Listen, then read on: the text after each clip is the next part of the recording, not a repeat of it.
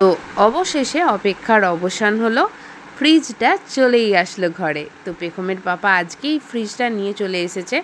তার কারণ একটা প্রবলেম খুবই হচ্ছিল, আমরা যখন দেশে এসেছিলাম তখন অতটা গরম ছিল না, ঠান্ডাই ছিল, তো সেই জন্য কোনো অসুবিধা হচ্ছিল না। কিন্তু গরমটা পড়ে যাওয়ার পর থেকে অসুবিধাটা স্টার্ট।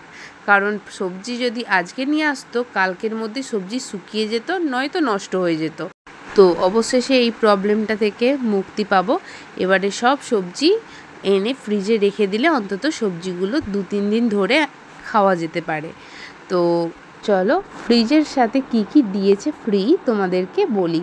তো ফ্রিজের সাথে ফ্রি দিয়েছে এই ফ্রিজের ওপরের যে কভারটা আছে, ওই কভারটা, একটা মিল্টনের বোতলের সেট, আর এই ফ্রিজের ভেতরে যে কাঁচের প্লেটগুলো আছে ওই প্লেটের উপরে কভারগুলো ফ্রি দিয়েছে।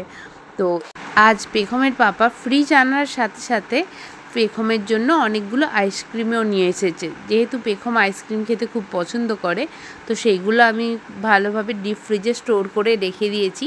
ওর যখনই খেতে মন চাইবে তখন আমি বের করে দিতে পারবো।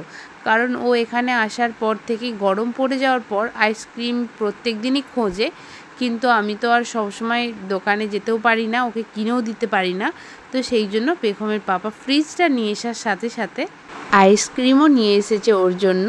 তো চলো আজকের মতো ভিডিওটা এখানেই শেষ করছি। সবাই ভালো থেকো আর জানিও ফ্রিজটা দেখতে কেমন হয়েছে। তো আজকের মতো সবাইকে টাটা।